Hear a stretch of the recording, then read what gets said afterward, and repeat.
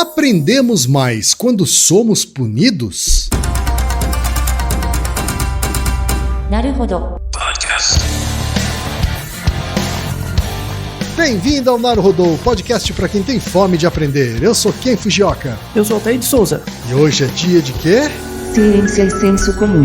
Altair, vamos para os recados da paróquia. Quais são? Número 1, vai no iTunes Store, dê 5 estrelas e faça o seu comentário. Isso aí. Número 2, indique um episódio do Naruhodo para alguém que nunca ouviu o Naruhodo ou mesmo nunca tenha ouvido um podcast. Vamos aumentar o tamanho de nossa podosfera. E número 3, Altair.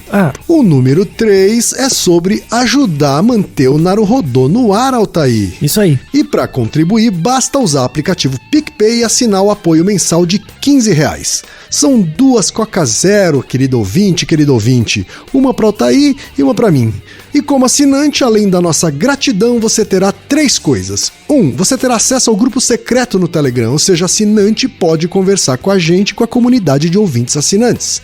2, você terá vantagens especiais. Por exemplo, assinante recebe os episódios no grupo secreto do Telegram antes de todo mundo. E 3, você receberá conteúdos exclusivos. Por exemplo, assinante recebe episódios que só são distribuídos no grupo secreto do Telegram. Então é isso, baixe o aplicativo PicPay e assine o apoio mensal. Com o PicPay você ainda vai poder pagar boleto, transferir dinheiro entre amigos, recarregar celular, sacar o saldo em qualquer banco 24 horas sem taxa. E olha só, no primeiro mês de apoio ao Naruhodo, você ainda tem um cashback de R$15. Isso mesmo, você assina e recebe seus R$15 de volta. Tá? Agradecemos desde já e participem, por favor. É isso aí. Antes da pauta, mais um recado. Naruhodo está abrindo espaço para as mulheres podcasters, porque representatividade é importante também na podosfera. O destaque de hoje vai para o podcast Morcegando Cast, tocado pela Érica Munhoz de Melo. Ouça o recado que a Érica deixou para você, ouvinte do Naruhodo, e conheça o podcast Morcegando Cast. Olá, queridos e queridas ouvintes do Naruhodo. Eu sou a bióloga Érica Munhoz e host do Morcegando, um cast para um bate-papo. E sabe sobre o que eu falo? Morcegos, esses animais incríveis, mas muito mal julgados pelas pessoas. Você, por exemplo, é uma pessoa que acha que os morcegos só chupam sangue e transmitem doenças como a Covid? Pois saiba que você está completamente enganado. Os morcegos são importantes para muita coisa e a nossa qualidade de vida e a economia dependem desses bichos. Então vem aprender mais sobre a importância desses animais, o que eles comem, como eles estão presentes no nosso dia a dia e como resolver problemas com eles em casa. O Morcegando vai ao ar sempre nos dias 1º e 15 de cada mês e está disponível nas principais plataformas de podcast. Em cada episódio eu abordo um tema diferente e para nos achar nas redes sociais basta procurar por @morcegandocast. Vem ser um morcegador também e ter um bate-papo comigo. E chegamos ao momento Alura, querido ouvinte. Eu sei que nessa época de isolamento social a gente é bombardeado o tempo todo com lives, webinars, cursos, e embora o senso comum tente nos convencer de que estamos em home office, a verdade é que estamos sendo forçados a ficar em casa e tentando trabalhar em meio a uma pandemia. Então meu recado é, antes de mais nada, vá com calma e cuide de sua saúde mental. Dito isso, pode ser sim um bom momento para dar uma acelerada em sua carreira profissional. E é para quem estiver a fim de fazer isso que eu quero falar aqui da Alura, a maior plataforma de cursos online do Brasil. Tem mobile, programação, front-end, infraestrutura de tecnologia, design, user experience, marketing digital, data science, inovação, gestão, tem para todos os gostos. E a Alura não é só uma plataforma, ela é uma instituição de ensino, ou seja, ela garante a qualidade dos cursos que são produzidos por ela mesma. E funciona de um jeito muito simples. Você tem acesso a mais de 1000 cursos com uma única assinatura. Agora a vantagem, ouvinte Naruhodo tem desconto de R$100. Mas para ter esse desconto, precisa acessar a seguinte URL, anota aí, alura.com.br/promoção/Naruhodo. Repetindo, alura.com.br/promoção/Naruhodo. Altair, temos perguntas de ouvintes, Altair. Uma pergunta de pessoas que provavelmente sofreram punições e estão pensando no papel disso para suas respectivas vidas. Olha lá, daqui a pouco eu falo sobre a minha experiência também. O primeiro e-mail, Altair, veio da Bibi Grifo, de São Paulo, capital.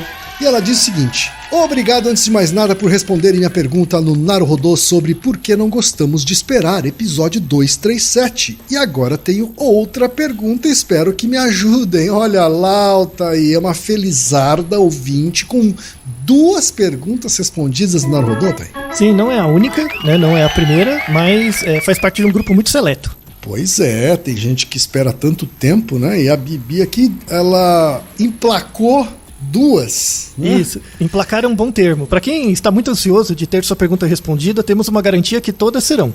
Só que cada pergunta é como se fosse uma plantinha e cada plantinha tem o seu tempo de amadurecimento, para que a resposta saia ao nível das pessoas que enviaram, né? É verdade. A mensagem da Bibi Altair começa assim. Fui criado em um ambiente muito rígido, com broncas e tapas, o que era normal quando era criança. Hoje em dia as coisas mudaram bastante. Para começar, a lei da palmada já objetiva o fim dos castigos físicos voltados às crianças. Além disso, psicólogos e pedagogos orientam a educação na base do diálogo, com menos punições. Curiosamente, muitas pessoas mais velhas são contra essa visão mais atual e acreditam que foi justamente a educação rígida que as tornou quem são, seja lá o que isso for. Então gostaria de saber, a punição é eficiente? Aprendemos mais quando somos punidos? Parabéns pelo trabalho. Olha aí, Altair. Muito obrigado. Belo e-mail, né? Muito bem escrito. Verdade, muito bem escrito, muito bem elaborada. Pergunta, tanto que a gente pegou um pedaço do e-mail dela e transformou na pergunta do episódio. Sim. Mas a gente também tem a mensagem do Halle Guilherme do Nascimento. Espero que eu tenha falado corretamente o nome do Halle.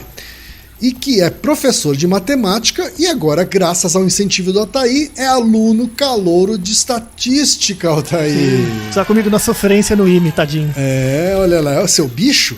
É, meu bicho. É? E então ele fala de São Paulo, capital. E a mensagem dele é: vocês podem me ajudar numa dúvida que eu sempre tive. Sempre vejo professores falando para as crianças: presta atenção que isso é difícil. Ou essa matéria é bem complicada. Eu sempre falo para parar com isso, porque criança pega preconceito e depois não aprende a matéria direito. Mas como eu não sei psicologia, não sei se isso acontece realmente. Uso esse discurso para motivar os alunos a estudarem mais, mas seria bom saber se tem algum contexto científico. Se vocês conseguirem responder isso para mim, pretendo compartilhar essa informação valiosa com todos os meus colegas de profissão. Olha aí, Altair, o que a ciência tem a dizer a respeito disso, Altair? Várias coisas. Mas antes vamos começar com experiências pessoais, assim, né? Uhum.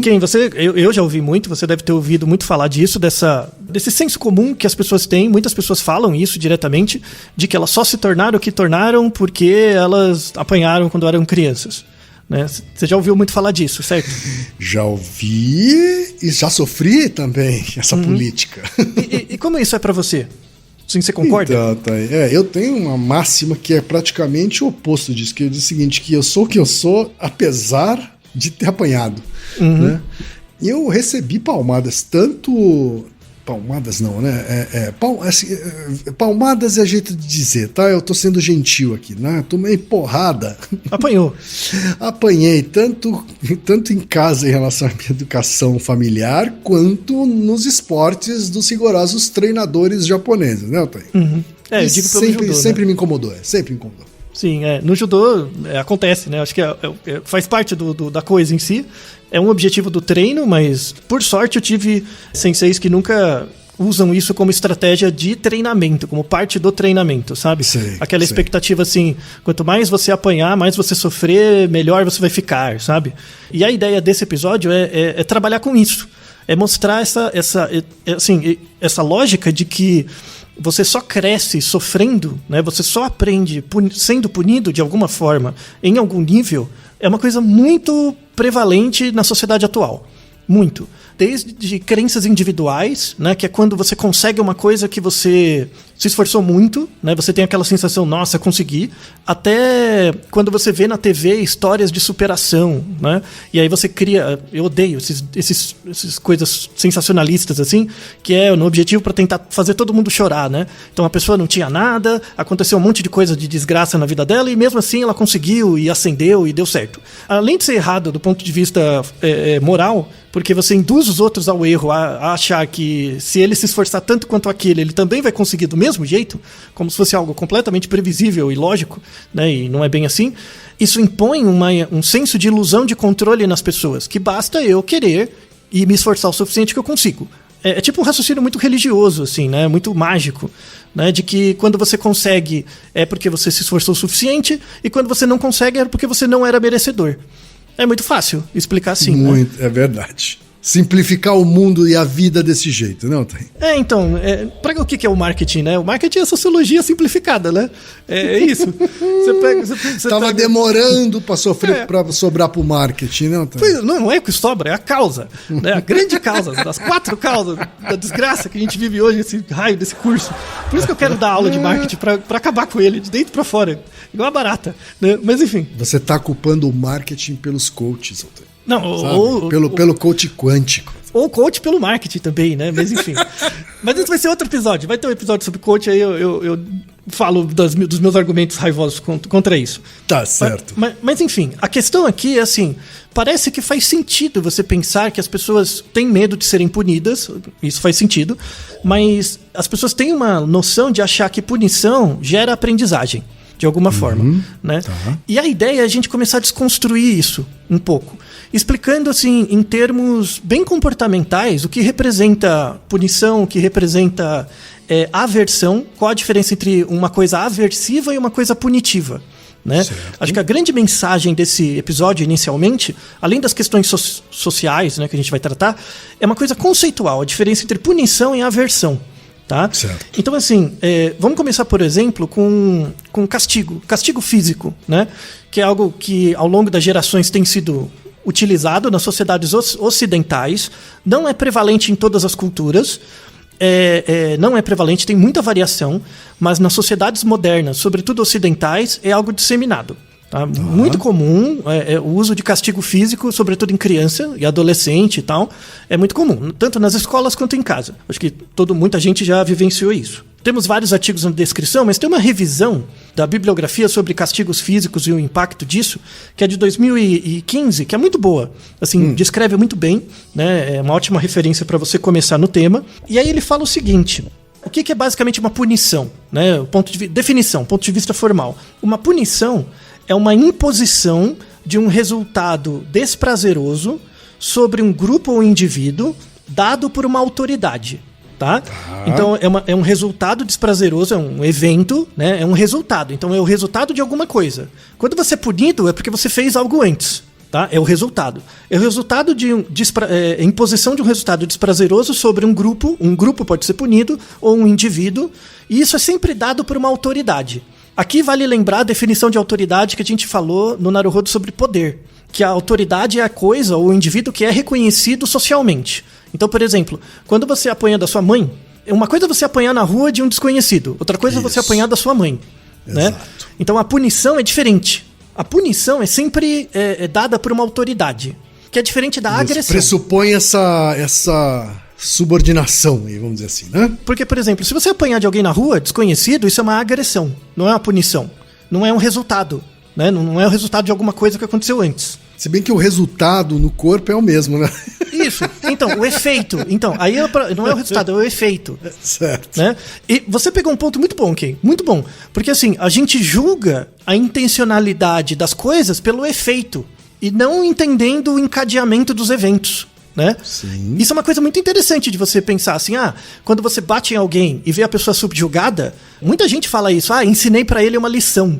E isso é uma fala de que relacionada com o efeito que você gerou no outro. Sim. E não com o resultado de alguma coisa.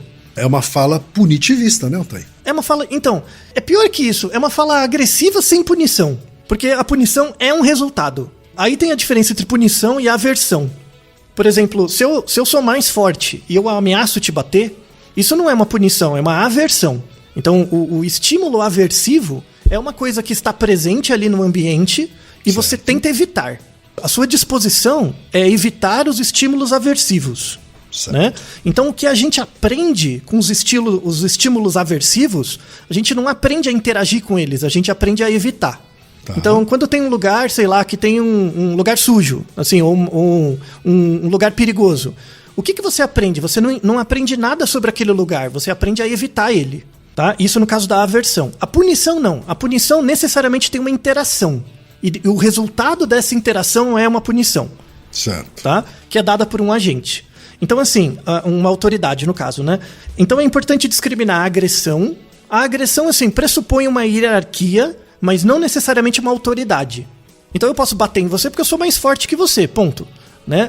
Aí não é uma autoridade, assim. Tanto é que quando você vê duas pessoas brigando, uma muito mais forte que a outra, as pessoas têm uma maior disposição de emitir sinais para apaziguar a briga, né? Vai matar ele, sabe? Esse tipo de coisa, né? Quando é a mãe batendo no filho, às vezes a mãe é punida, ela é repreendida pelo comportamento, mas nunca pela autoridade. Tem que separar a agressão da punição da aversão, tá? Então, esse episódio vai tratar desses 3 conceitos: agressão, punição e aversão. Porque os resultados deles são diferentes e o efeito na aprendizagem é diferente, né? Entendi. E aí, assim, pegando esse artigo que fala sobre castigo infantil, né, castigo físico infantil, dei essa definição inicial, não é a definição psicológica perfeita ainda, mas é uma definição inicial, né, que vale para mais áreas. E aí, assim, quando você fala de castigo físico em criança, é algo que tem diminuído ao longo das gerações, mas ainda é razoavelmente prevalente. E tem fatores associados, né, fatores de risco para que crianças sofram com abuso físico em casa, por exemplo.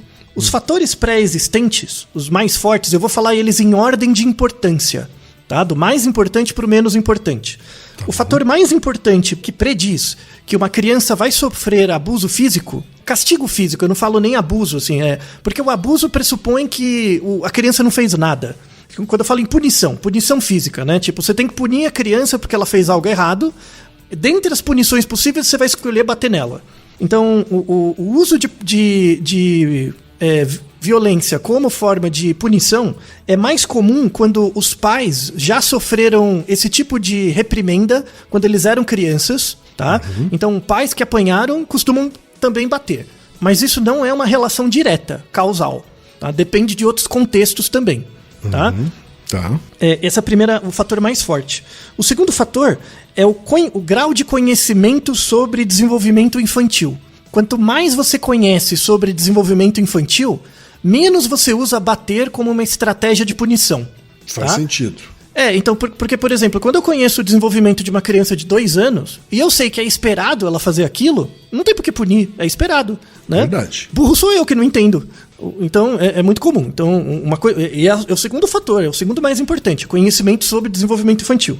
O terceiro é status socioeconômico, renda, mas não é uma ligação direta. A renda é uma ligação indireta. Então, a renda predispõe a certas situações onde o pai e a mãe podem usar a punição física como um critério de punição, né? Certo. Inclusive, nesse estudo, tem um outro estudo, né, nessa revisão, que mostra, bem interessante, que ele mostra que 44% dos pais ou mães que bateram no filho, eventualmente, quando bater, assim, não é espancar também, sabe? Então, a pergunta bater envolve desde dar uma palmada, é o cotidiano, tá? É as coisas que as pessoas imaginam, não é o que sai no jornal.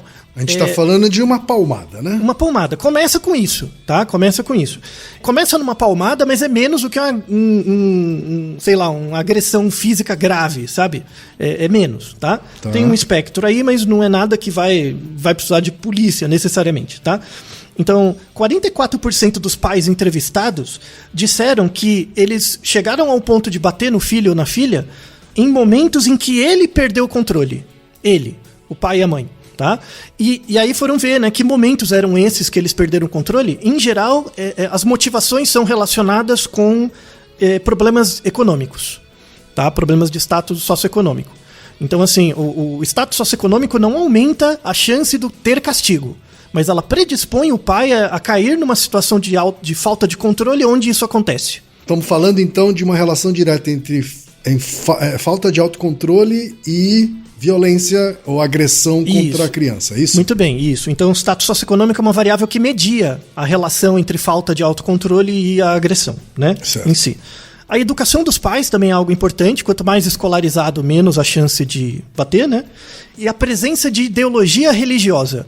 Quanto maior essa ideologia religiosa, maior a incidência de punição com base em bater, Tá? Aí tem uma explicação. Quanto mais religioso, então, na prática, é isso? Então, religião é diferente de religiosidade, tá? Religiosidade é o que você faz com a formação religiosa que você teve. Isso. Tá? Quando você tem uma alta religiosidade, ou seja, você pratica a religião, isso não é relacionado. Mas a educação religiosa desconectada da religiosidade, assim, você só teve a sua educação, mas não usa mais, isso sim. O que todo mundo tem, né? Aqui no Brasil, por exemplo, todo mundo tem uma matriz católica, no mínimo, assim, em geral, né? Tem um secretismo muito grande, mas você tem muito poucas pessoas que não tiveram essa criação mais rígida, principalmente pessoas que têm hoje 30, 40 anos, né? Ou mais. Então, é importante, assim, não é que a religião faz você bater mais no seu filho, não é isso, tá? Então, calma, tá? E você lê o artigo, tem mais detalhes. Então, esses são os fatores existentes, os fatores de risco associados com o maior uso de punição física como forma de punição para eventos. E aí você tem as questões situacionais. As questões situacionais são as seguintes: em que situação, né, da relação com o filho ou filha, aumenta a chance de você bater nele ou nela? As situações mais comuns são situações de alto risco, em que a criança se põe num risco desnecessário. Então, por exemplo, a criança corre na rua e quase é atropelada, sabe? Tipo, isso gera um estado de... Aí tem muito a ver com a perda de controle, né? Então imagina, a criança começa a atravessar a rua, um carro freia em cima dela, né? Sim. Então, assim, independente da criança ter percebido o efeito real daquilo que ela fez, né? O tamanho do efeito, pro pai e pra mãe é algo tão desconcertante que ele acaba batendo. Mas isso fala mais com ele. É pra lidar com a falta de controle dele, menos do que a punição à criança. Então, situações de alto risco, isso acontece. Atos antissociais, por exemplo, quando uma criança bate em uma outra criança. Então, isso também é mais associado.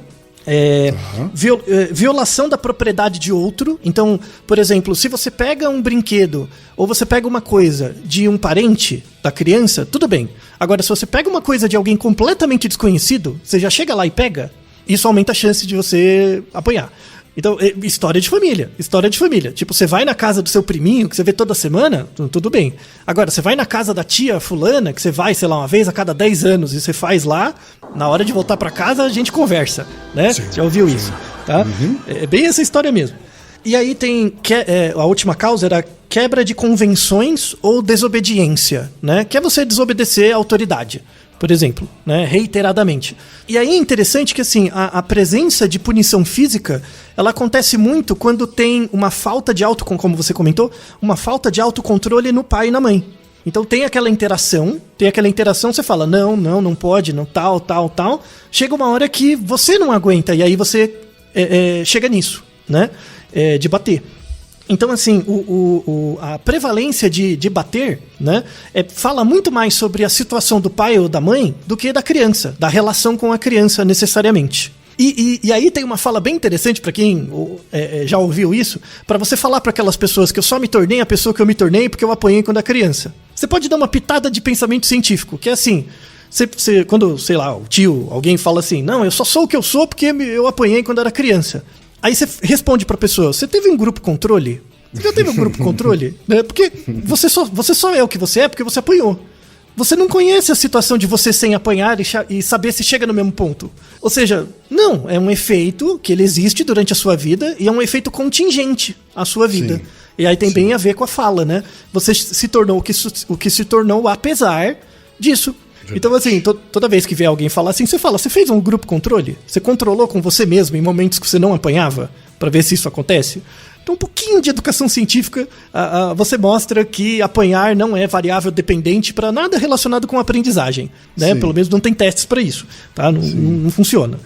Então, beleza, a gente falou dessas questões societais, assim, gerais, né? Da relação familiar. E aí tem a questão na escola também, né? Então, no passado, hoje não, mas 40 anos atrás, alguma coisa assim, era muito comum as crianças serem punidas fisicamente na escola. Certo. Pelas mesmas razões. A principal razão era quebra de convenções ou desobediência. Então, a formação da criança era muito parecida com a formação do soldado. Hoje em dia, você usa punição física em quartel com razoável frequência, não só no Brasil, em geral. O bullying e tudo mais.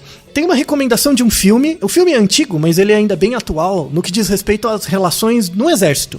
Que é um filme do Stanley Kubrick, que é o Born to Kill, é o Nascido para Matar.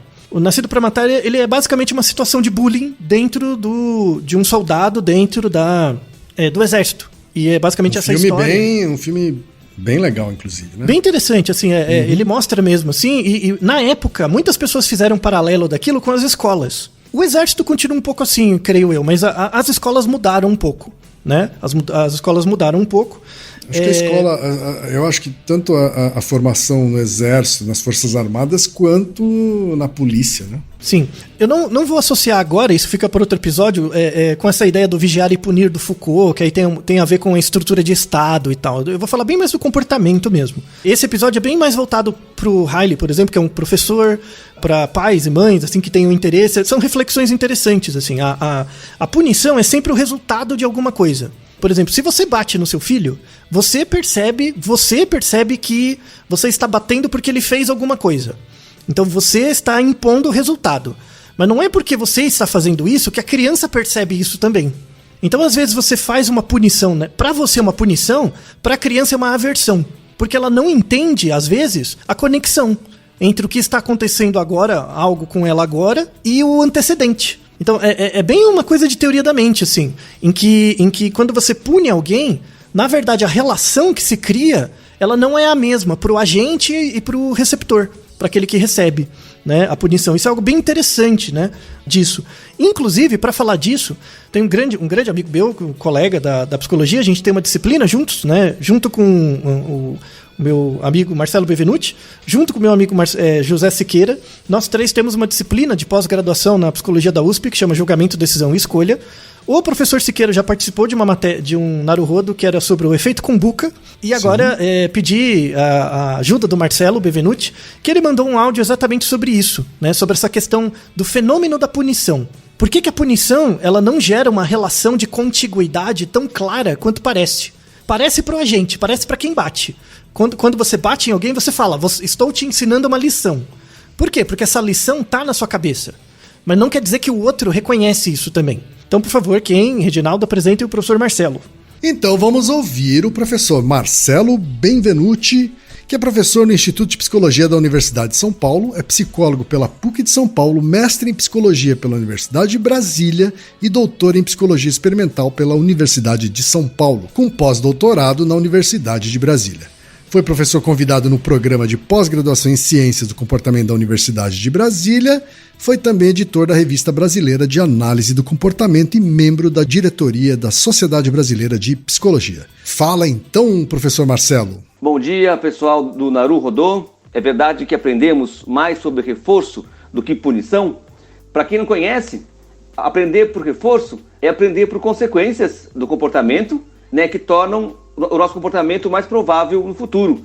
Quer dizer, você faz coisas, você tem consequências que são a adição de alguma coisa ou a remoção de alguma coisa desagradável e aquele comportamento passa a fazer parte de você, passa a fazer parte do seu repertório. Por exemplo, estudar para ir bem numa prova ou ler um livro e ter uma conversa interessante com os amigos são exemplos de reforço, né? Outro tipo de reforço seria o negativo, que é quando você faz alguma coisa e remove uma coisa desagradável. Por exemplo, está com o sapato apertado, tira o sapato, né? Nos dois casos você foi reforçado e o comportamento começa a aparecer justamente porque ele produz esse tipo de consequência que a gente chama de reforço. A punição, ela é diferente, né? A punição envolve o contato do seu comportamento com a remoção de alguma coisa que é reforço ou então apresentar alguma coisa que causa dor ou causa algum tipo de desconforto, né? Punição e reforço são dois tipos de aprendizado pelas consequências do comportamento, né? Uma tem o efeito de tornar o comportamento mais frequente, mais provável, e a outra diminui, produz uma coisa que a gente chama de supressão. Agora a questão é a seguinte, em qual delas a gente aprende melhor ou aprende mais? A questão não é muito se a gente aprende mais ou menos, a questão é um pouco em que ordem que a gente aprende. O reforço, ele tem uma característica de acrescentar repertório onde antes não existia. Então, um comportamento que você não tinha, ou que ainda era incipiente, ele se torna mais frequente com o reforço. Então, você aprendeu uma coisa nova, né? Porque aquela coisa nova, de fato, traz consequências que justificam aquela ação acontecer. A punição tem uma questão interessante, e até isso é uma coisa importante do ponto de vista do estudo da punição, é que para punir um comportamento, ele precisa existir de algum jeito. Você sempre pune alguma coisa que já existe, que você já está fazendo. E se o comportamento existe, é porque ele tem um motivo de existir. E essa é a questão central da punição. A punição é um tipo de experiência, né, que sempre vai te colocar numa situação de conflito. Quando você é punido por alguma coisa, você recebe, né, um incentivo para não fazer alguma coisa que já fazia parte do seu repertório. Então já existia um motivo para você fazer aquilo, e agora você tem um novo motivo para não fazer. Então a questão da punição é a questão do conflito. Ela cria necessariamente uma situação de conflito na pessoa que é punida. E por isso, até que alguns autores vão dizer que a punição não ensina.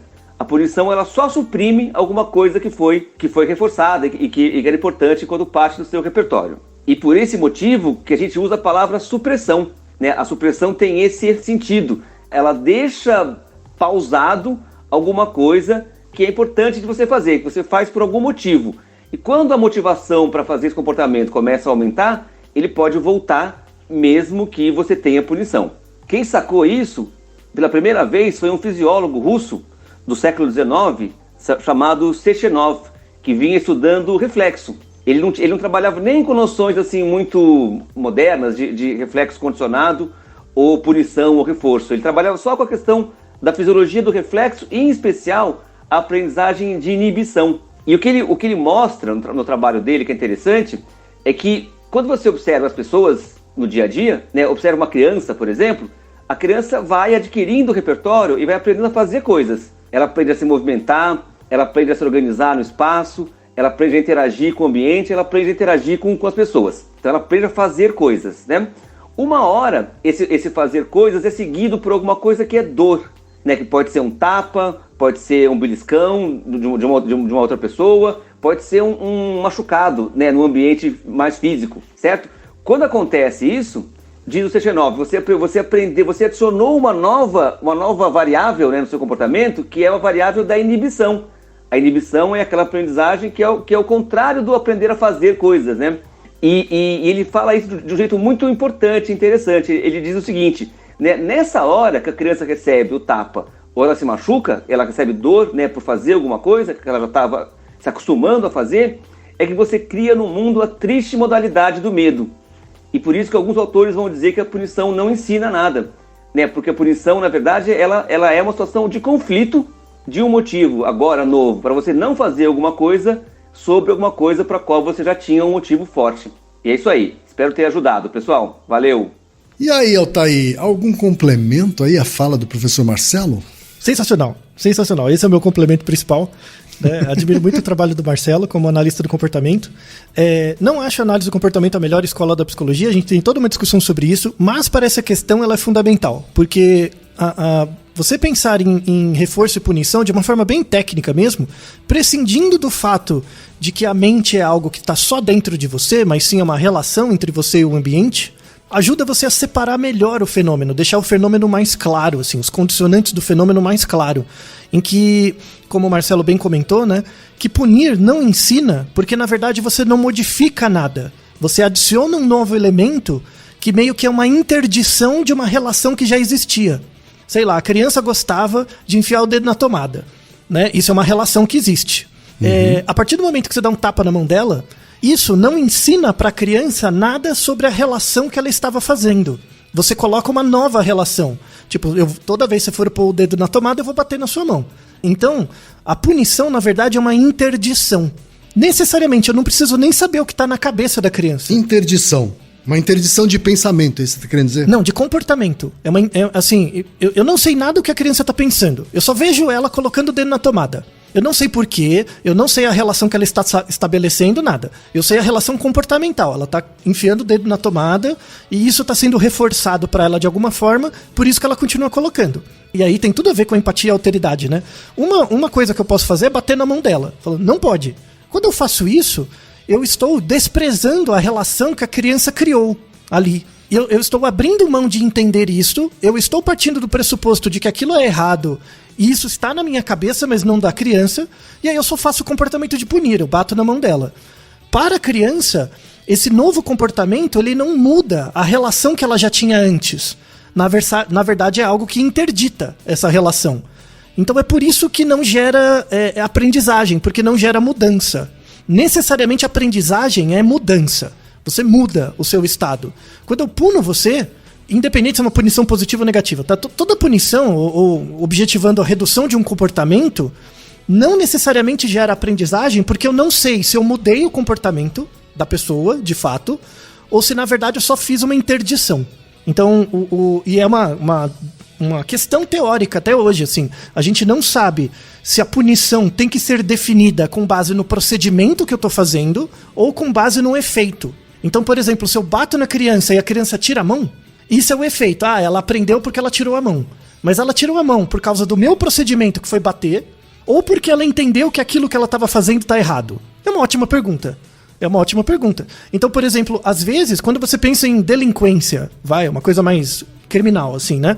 Quando você pensa em delinquência, tem pessoas que são presas e aprendem com a experiência de ser preso. Ou seja, a pessoa modificou o comportamento que ela fazia antes por conta dessa experiência de ficar preso.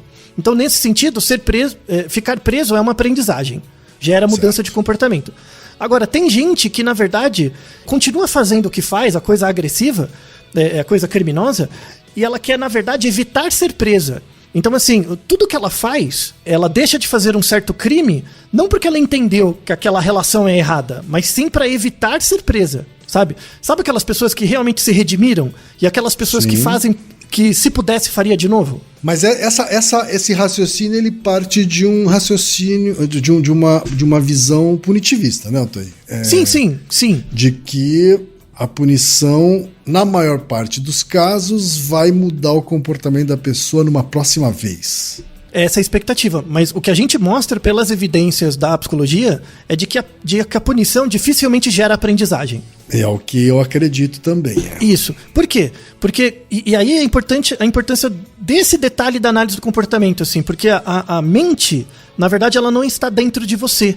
Ela emerge da relação entre você, causa material, o ambiente, né, em si, e os estímulos desse ambiente, são os estímulos discriminativos, né? Que a gente fala que o comportamento é uma instância tripartite, de 3 partes. Então é um processo emergente de 3 processos. Você, o ambiente e os estímulos. Então a aprendizagem, ela ocorre aí. Ela não ocorre dentro da sua cabeça. Ela ocorre nessa instância, em que envolve... O seu comportamento nunca é desconectado do tempo e nunca é desconectado do contexto. E a gente tem, vamos deixar artigos na descrição, inclusive de 2021, que mostra de forma bem interessante. Assim, o papel da punição não é para aprender. Na verdade, é só para interditar ou gerar supressões. O Marcelo citou o Ivan Sechenov. Ele é muito importante, um fisiólogo muito importante russo. Ele tem grandes contribuições na área de estudos de reflexo e tal, mas ele tem grandes contribuições para o início da psicologia. E a grande sacada dele era ela falar isso, que muitas coisas a gente não é estimulado a fazer, a gente é estimulado a inibir. Então, aprender não é só demonstrar que você sabe fazer alguma coisa, mas é demonstrar que muitas vezes você não está fazendo conscientemente. Então, evitar fazer é tão importante quanto fazer, porque isso mostra a sua interação com o contexto, que você aprende com a experiência. Perfeito. Agora, deixa eu dar um exemplo prático aqui, né? Porque a gente teve aqui um exemplo voltado para a educação infantil, né? Um pai ou uma mãe, eles estão vendo uma criança levando a mão ao fogo, uma criança de 5 anos, tá? Uma criança que já passou da primeira fase de formação, vamos dizer assim, né? E está levando a mão em direção ao fogo. Qual é a maneira correta, né, sob o ponto de vista da psicologia, a maneira correta de evitar isso? Ou é não evitar isso? Assim, já está errado. Tá? Por que você tá pondo a desgraça da criança perto do fogo? Primeira coisa. Né? Não, ela não tá perto. Não, então, primeira coisa, você tem que ver a gravidade material, né? Assim, né? Então, se ela já tá pondo a cabeça dentro da fogueira, aí você te puxa, né? Porque aí não tem jeito. Mas suponha que tem uma distância e a criança tá namorando o fogo, sabe? Fica de longe ali, namorando e tal. Aí você pode chegar pra ela e, se ela tiver uns 5 anos, já tem habilidade verbal e tal. Quando é menorzinho, é diferente, tá? Menorzinho você tem que tirar mesmo, né? E tal. Mas quando já tem um pré-operatório bem estabelecido com linguagem, você chega pra ele e fala, por que você tá olhando pra isso? Né? Tipo, alteridade mesmo, né? Tipo, o que você viu de interessante? O que você achou? E aí você descobre a relação, tenta descobrir ou entender a relação que a criança está criando. Se ela não, muitas vezes ela não quer falar, ela só tá olhando, né? Você pode dar desenha pra mim, o que você acha que tá acontecendo? Ou escreve, ou a criança conta uma história, às vezes. Perfeito. Né? Então isso é a forma de descobrir a relação. Agora, então, vou complicar ainda mais. A criança, ela já tá perto do fogo, quando você percebe, e você puxa ela, enfim, né, no reflexo. E aí, em seguida, alguns pais complementam com bater na mão da criança, com dar bronca, né, ou ambos. Então, essa primeira reação fala muito mais dos pais do que da criança, porque o pai, perdeu o controle, né? Tira. Aquele né? autocontrole que a gente tava falando. Isso. Lembra um pouco, Naruhodo, sobre chorar. Por que a gente chora, né? Você põe o ar pra dentro, aí tira a criança. Aí vê que tá tudo certo com ela, você aí bate nela, né? Uhum. Você ou grita com ela, né? Ou desgraça, né? Então, é bem um mecanismo de chorar ou dar risada, né? Então, essa primeira reação fala muito mais do pai e da mãe do que da criança em si. Mas, se você tiver autocontrole suficiente, eu sei que é difícil mesmo. Dá vontade de jogar a criança na parede às vezes, de tanta coisa que ela faz. É normal, gente, acontece, aceite, é assim mesmo. Criança é assim, é o demônio, é um saco. Mas você precisa ter autocontrole, sabe? Sim, exato, mas você tem que saber isso, né? Por isso, planejamento familiar, algo muito importante. Mas, enfim... Usem camisinha, né? Pra começar. E também é importante saber de desenvolvimento infantil. É muito importante estudar o desenvolvimento infantil para saber em cada fase o que ela é esperado mais ou menos ela fazer. E aí você evita umas coisas, né? Também de botar perto, né? Tem que botar no cercadinho, sei lá, alguma coisa assim, né? Mas supondo que a criança estava quase com a cabeça no fogo, você tira. E você teve autocontrole para respirar, né? Você respira. Aí você pergunta para ela, por que você fez isso? O que você achou de interessante, né? Porque o que você estava pensando? E aí é legal porque isso te dá estratégias para entender a relação que a criança fez e evitar depois. Aprender. Isso não, lembra, né?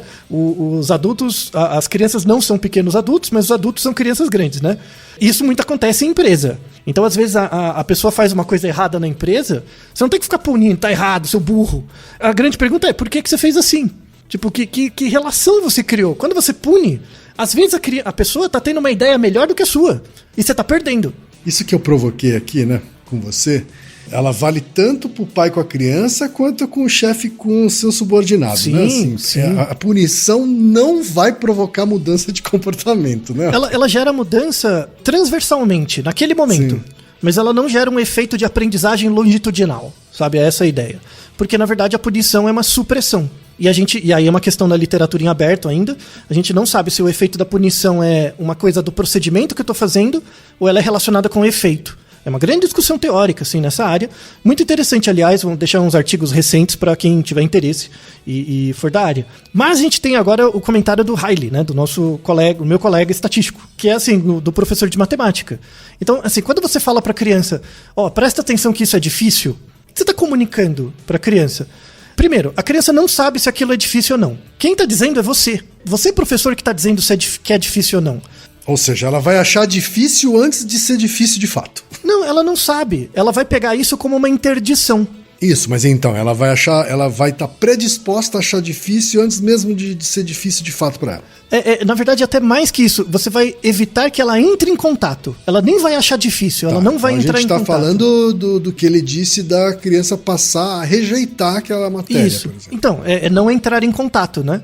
Fala, não, se tá difícil, não vou. Né? Ela não entra em contato. Que é pior ainda, né? Então. É pior ainda. É igual você põe um muro, você coloca uma placa perigo. O perigo, ele é uma mensagem dissuasiva para você não pular o muro. Você não aprende nada, assim, o que vai ter lá no muro? Você não aprende com isso se você acredita na mensagem, né? Às vezes você tem um muro, tem um cachorro enorme, tem alguma coisa, às vezes não. É a diferença entre o cuidado e o cuidado cão brabo, é isso? Isso. Então a mensagem no muro, na verdade, ela é uma mensagem aversiva, né? Aversiva, que inibe o seu contato. Então você nem tem aprendizagem, nem gera aprendizagem, nem gera relação com o estímulo. Porque tem um estímulo aversivo que barra. Então, assim, a estratégia aí, pra chamar a atenção da criança, alguma coisa assim, é deixar que ela descubra o quão difícil é por ela própria. Porque talvez não seja tão difícil quanto foi pra você. Então, eu vejo isso nas minhas coisas de aprendizagem o tempo inteiro, assim. Eu começo a estudar um negócio, eu falo, nossa, isso aqui é muito difícil. Aí eu vou dar aula sobre essa coisa. Eu nunca falo que é difícil, eu fico explicando, né? Aí eu vejo quando a pessoa vai falar que é difícil, mas aí é pra ela, né?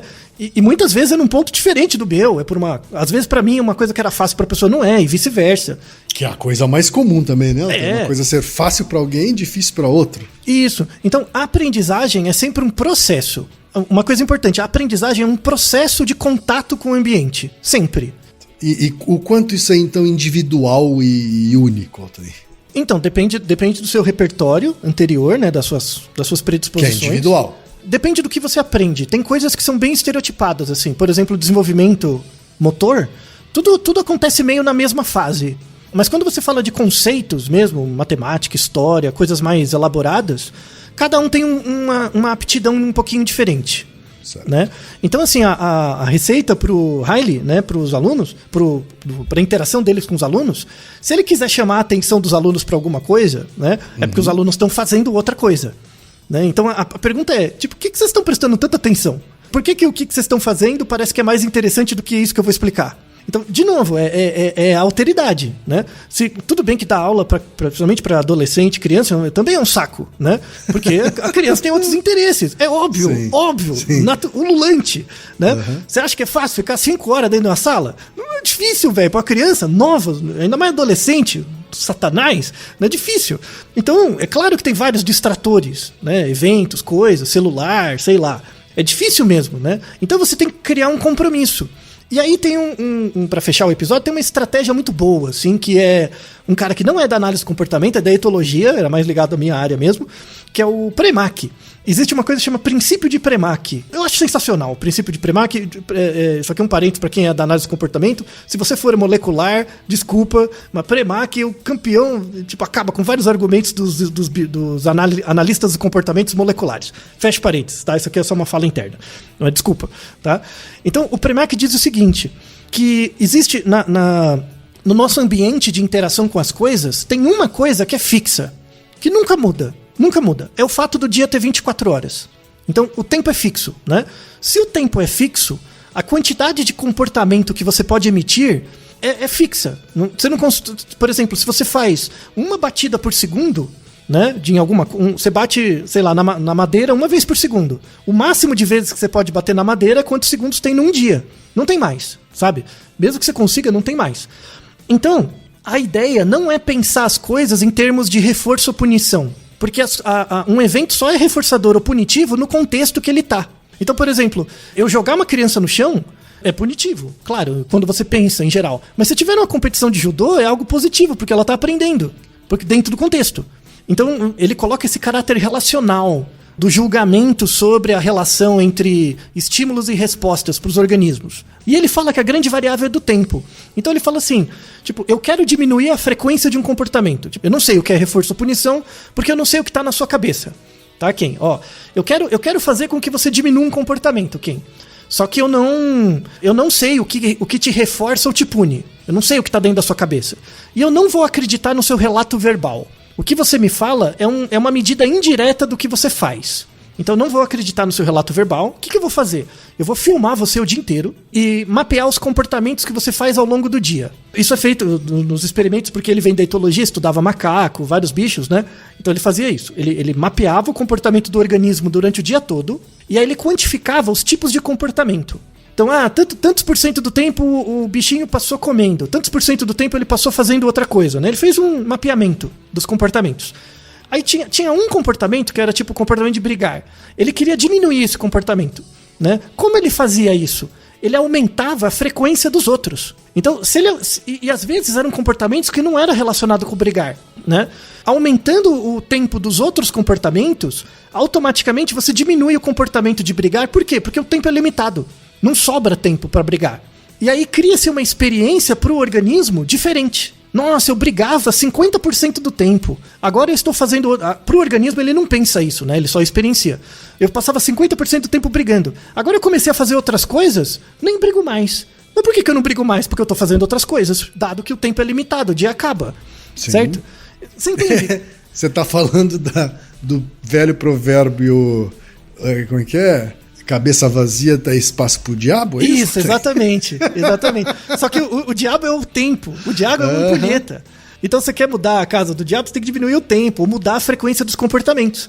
Então, assim, soa um pouco frio quando você pensa em... Eu não vou ficar defendendo a análise de comportamento, a ideia não é essa. Mas soa um pouco frio essa discussão em termos de resposta, punição e tal. Soa um pouco frio quando você fica descrevendo comportamento de adulto, sabe? Porque adulto quer poesia, adulto quer essas coisas. Esse episódio é voltado para professor e pai e mãe. Tipo, eu não quero saber a poesia das coisas, eu quero resolver o negócio com o demônio que eu tenho em casa, com o moleque, sabe? O que eu posso pensar de operacional? Esse episódio é pra isso, sabe? Então, essa área da psicologia científica, assim, ajuda muito a você descrever o comportamento em termos de coisas que você consegue manipular. Então, a criança grita muito, ou faz muito barulho. Ao invés de só ficar punindo, é primeiro perguntar por que você está fazendo isso, tentar entender, né, o contexto, em que situações ela faz. E a outra é que, se você não consegue evitar, aumentar a frequência de outros comportamentos. É por isso que as pessoas não sabem, mas elas usam o princípio de Premack. Por isso que criança fica viciada em tablet e celular. Porque é o melhor cala-boca, né? É um cala-boca facinho pra elite, né? Sim, eu quero diminuir a frequência de comportamento da criança, dado que o tempo é limitado. O que eu vou aumentar de frequência? O celular. Principalmente nos grandes centros urbanos, né, Altair? Não, em geral, pessoas com acesso à tecnologia, isso. Eu passei um tempo agora na fazenda de um amigo, no sítio, na verdade, um amigo, e ele fez isso, já que ele não tem tablet, né, até porque ele falou que não vai gastar dinheiro com isso, com uma criança, ele botou a criança no mato, assim, pra fazer coisa, sabe assim? Isso, exatamente. Né? Descobrir flor, descobrir planta. Pegar as pedrinhas. Mexer na terra, colecionar pedra, isso mesmo. Isso, esse é a aplicação do princípio de Premack, sabe? Exatamente, você aumenta a frequência de outros comportamentos e aí diminui a frequência dos comportamentos que você espera, mesmo não tendo relação entre eles. Você não interdita nada, desenvolve outras relações que a criança ou o adulto querem fazer e torna a vida dele mais interessante, em sentido, né? Você evita o tédio e tal, né? Algo super importante. Então, assim, esse episódio é um episódio bem operacional. E pra fechar, tem uma informação, um capítulo de livro que eu deixei, porque as pessoas, muita gente pode vir falar assim, mas todas as sociedades costumam bater nas crianças. Não é verdade. Vamos deixar um capítulo de livro sobre comportamentos de brincadeira em várias culturas, né? E aí tem uma parte sobre punições, né, físicas e tal. E aí, aqui no Brasil tem vários tribos, né, que são assim, mas agrupamentos, sobretudo comunidades onde a passagem da infância para a vida adulta é marcada por um ritual de passagem, tá? Certo. Nesses tipos de sociedade, tem uma no Brasil que é chamada Paracanã, que fica ali no Pará, inclusive está sofrendo muito por causa da devastação da Amazônia e tal. Os Paracanã, eles têm um comportamento, um padrão de cuidado das crianças muito interessante, assim. Porque a criança nasce, todas ficam juntas, e, mano, elas vieram, eu lembro de uma comunidade que veio para São Paulo, um grupo, e vieram pra USP. As crianças são satanás na Terra, assim. Elas pegam em tudo, elas trepam em tudo, elas pulam. Os adultos não falam nada. A criança bate, cospe, faz o que ela quiser, você não tá nem aí. Se o carro atropelar, ele fala, os deuses da natureza queriam, atropelou, né? Tipo, não tá nem aí. Né? Eu acho tão interessante, porque a criança era o demônio mesmo, né? E lá na comunidade era uma explicação bem interessante que tem nesse capítulo. Eles falam, é criança, sabe? É criança, tem que fazer. Vai, explora, não tem tablet, não tem nada, faz. Se lascar, azar o seu, tem as outras crianças, vai lá. Mas tem um momento, que é o ritual de passagem, né? Que acontece um evento e tal. A partir desse ritual de passagem, você vira um adulto. Aí muda-se toda a cadeia de significados das relações que a criança tem com ela mesma e com a comunidade. E aí simplesmente ela vira adulto. Ela para, sabe? Então, e aí a agressão física, né? A punição física é totalmente inexistente. Totalmente. Porque aí o adulto entende, é criança, mas um momento vai ter um corte e vai virar adulto. Como a gente não tem esses cortes, esses rituais de passagem bem estabelecidos, vem de gente que fica jogando videogame o dia inteiro e com 40 anos e comendo cheetos, como esses rituais não são claros, há necessidade de dar essas punições. Então uma reflexão final muito interessante é que a grande prevalência de punição física é relacionada com a maneira como a gente se vê como sociedade. Né? E muito interessante que essa última lição tenha vindo de povos originários, né, Altair? Pois é. E é só um exemplo, porque eu achei o capítulo, mas tem outros. Tá? Assim, sem dúvida, assim, né? Sem dúvida, tem vários povos indígenas esse ritual, né, de passagem aí, que mexe com o comportamento das pessoas e que elimina a necessidade de castigo físico, né? Agradeço a Bibi e ao Riley pelas suas interessantes perguntas e espero que vocês tenham aproveitado o episódio. E, mais uma vez, agradeço a vocês pela atenção. E Naruhodô, ilustríssimo ouvinte! E você já sabe, aqui no Naruhodô, quem faz a pauta é você. Você tem alguma pergunta pra gente ou quer comentar algum episódio? Escreva pra nós. podcast@naruhodô.com.br. Repetindo? podcast@naruhodô.com.br. E lembre-se, mande nome completo, idade, profissão e a cidade de onde você está falando. É isso aí. Naruhodo. Esse podcast é apresentado por b9.com.br.